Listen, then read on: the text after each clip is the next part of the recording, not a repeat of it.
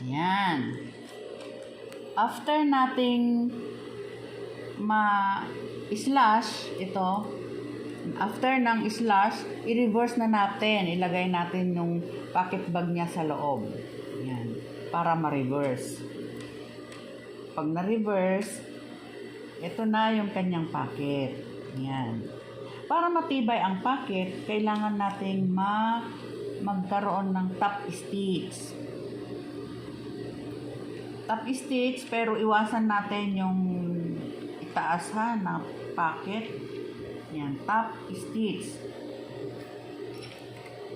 Right on the corner, backing,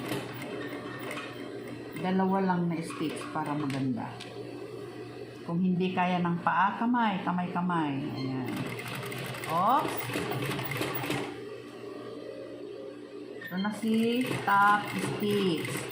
Hanggang lang dun sa tapat ng corner, dalawang stitch lang ang kanyang backing. Ayan. Ititrim natin agad para malinis. Okay. After the top stitch, iayos na natin yung kanyang pocket bag. Iayos natin hanggang doon sa may